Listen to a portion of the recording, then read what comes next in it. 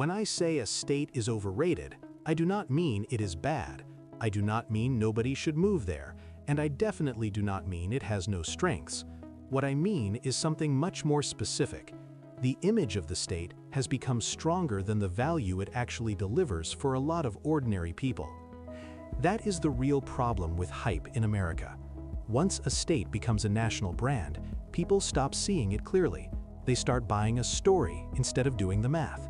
Sunshine becomes more important than housing costs. No income tax becomes more important than property taxes, insurance, or everyday bills. Mountain views become more important than what the monthly budget actually looks like once you get there. And that is why this list is not about the states that are obviously expensive. California is expensive, New York is expensive. Everyone already knows that. This list is about the states that still get sold as if they are practical, smart, or somehow easy, even when the numbers are getting harder to defend. The first state on this list is Florida, because Florida may be the single most famous lifestyle bargain in the American imagination. It still sells sunshine, beaches, palm trees, and no state personal income tax. But the cost side of the story looks much tougher now. Merrick's 2025 Cost of Living Index puts Florida at 101.4, above the national average of 100, with a housing component of 103.5. Zillow's February 2026 data puts the average Florida home value at $372,755, above the U.S. average of $360,591. And while Florida does not levy a state personal income tax, property taxes are still real, with one 2026 state-by-state comparison putting Florida's effective property tax rate at 0.80%. What makes Florida overrated is not that it stopped being attractive, it is that too many people still talk about it as if it is automatically cheap. It is not. Even within Florida, the difference between markets is huge. Zillow puts Miami at $573,963, while Jacksonville is around $282,367. And the state's domestic migration boom has cooled sharply. Florida Trend, citing census estimates, says net domestic migration fell from 310,892 in 2022 to 183,646 in 2023, and just 22,517 in 2025. Florida is still powerful as a brand, it is just no longer the easy bargain people keep pretending it is. The second state is Arizona.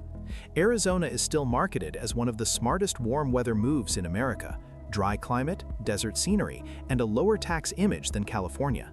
But the numbers say Arizona is not really a cheap escape anymore. Merrick ranked Arizona at 110.3 on overall cost of living in 2025, with a housing index of 127.3.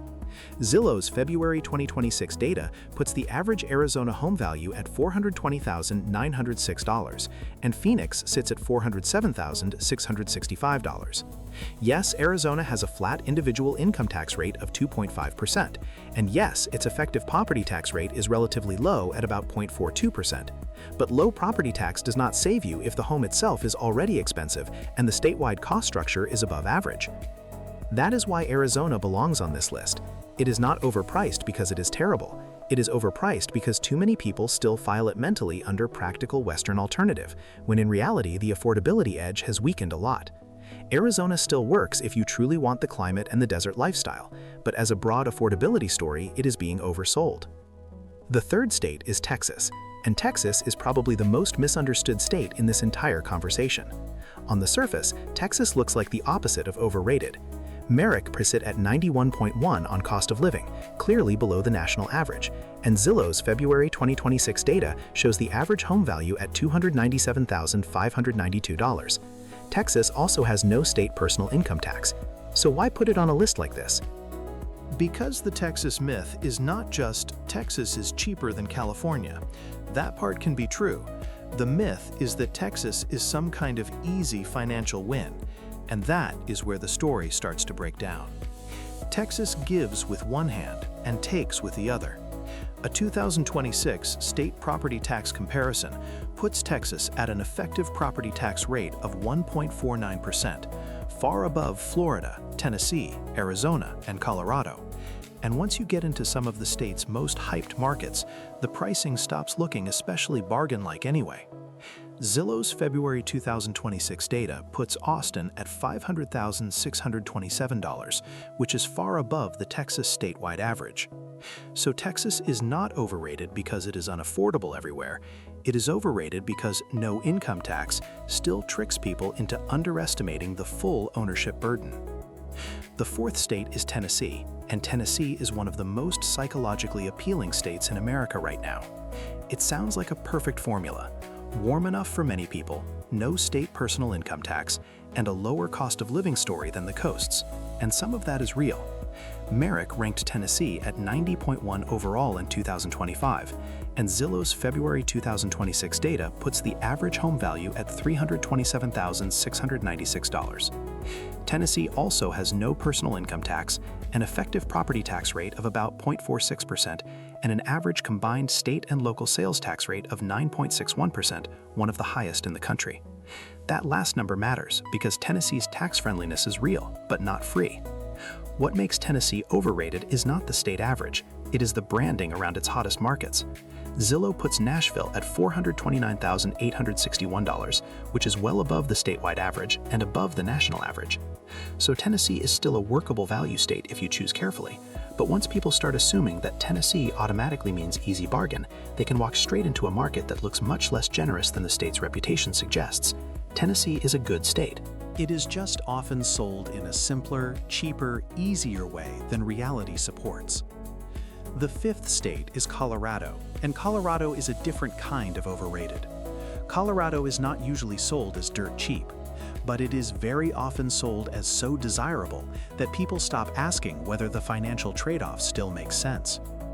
Merrick's 2025 index puts Colorado at 103.1 overall, above the national average, with a housing index of 108.8. Zillow's February 2026 data puts the average Colorado home value at $535,507, and Denver alone sits around $530,920. Colorado also has a flat state income tax rate listed at 4.4% by Tax Foundation, while one 2026 property tax comparison puts its effective property tax rate at about 0.50%. So the tax burden is not outrageous in the way Texas property taxes are. The problem is that the home price baseline is already high enough to do most of the damage by itself. Colorado is overrated because people often treat beauty as if it cancels out arithmetic. It does not. The mountains are real, the outdoor lifestyle is real, the quality of life appeal is real.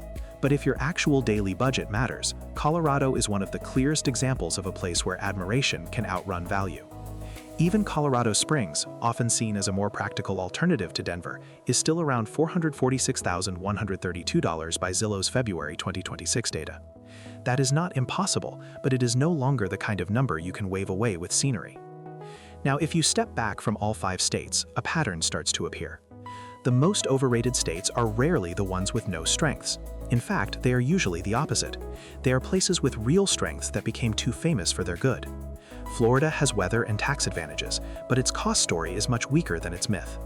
Arizona still has climate appeal, but its affordability narrative has eroded.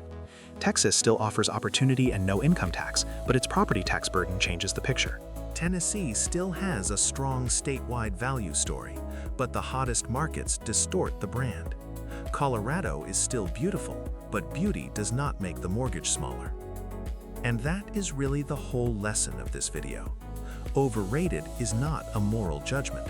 It is a warning about lazy thinking.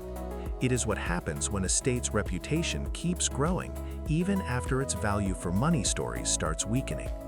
It is what happens when people move for an image, then discover they are living inside a spreadsheet whether they like it or not. So what should replace hype? Not cynicism, just better questions. Not, is this state famous, but what does life here actually cost?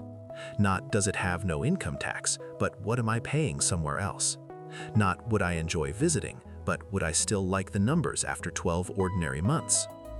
That is why the most overrated states in America are not always the worst states. They are simply the states where the story got ahead of the value. And in 2026, that gap matters more than ever.